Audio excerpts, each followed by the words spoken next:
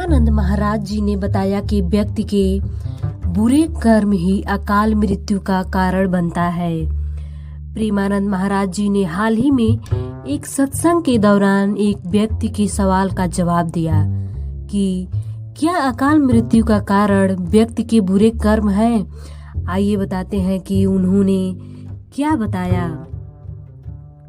प्रेमानंद महाराज जी के हाल ही में हुए सत्संग में एक व्यक्ति द्वारा पूछे गए सवाल से सभी लोग दंग रह गए, जिसमें व्यक्ति ने यह पूछा कि आज के समय में टेक्नोलॉजी और सुविधाओं के बढ़ने से जो युवाओं या व्यक्ति की मृत्यु असमय दुर्घटनाओं से होती जा रही है, उसमें मृत्यु व्यक्ति के कर्म खराब होते हैं या फिर कोई कारण हो सकता है। आइए बताते हैं प्रेमानंद महाराज जी ने क्या बताया। प्रेमानंद महाराज जी ने इस सवाल के जवाब देते हुए कहा कि अकाल मृत्यु तो तब होती है जब कोई मेहनत अपराध बन जाता है, जिसमें बच्चियों को कूड़ेदान में फेंक दिया जाता है, नवजात शिशु की हत्या कर दी जाती है, भ्रूण हत्या कर दी जाती है, गर्भ में हत्या कर दी जाती है। अब वो गृहस्थ इसको पाप नहीं मान रहे हैं क्या? अब वो उनकी आयु का अपहरण कर देगा। अबोध बालक बालिका की हत्या, किसी सोते हुए पुरुष की हत्या, गुरुजनों का किसी तरह से अपमान या अवहेलना या किसी अबला को मारने आदि जैसी चीजें ही अपराध में आती हैं। बता दे कि पाप व्यक्ति को भोगने पर मजबूर करता है।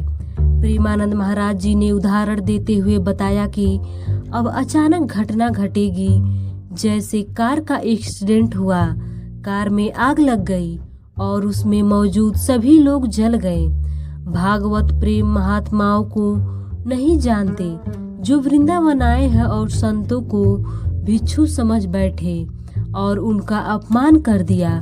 ऐसे कई पाप हो जाते हैं जो हमारी आयु को तत्काल नाश कर देते हैं और अकाल मृत्यु हो जाती है। ये पाप क्या आपको भोगने नहीं पड़ेंगे? और ये भोगाएंगे आपको। आइए आपको बताते हैं कि अकाल मृत्यु कर्म का ही परिणाम होता है।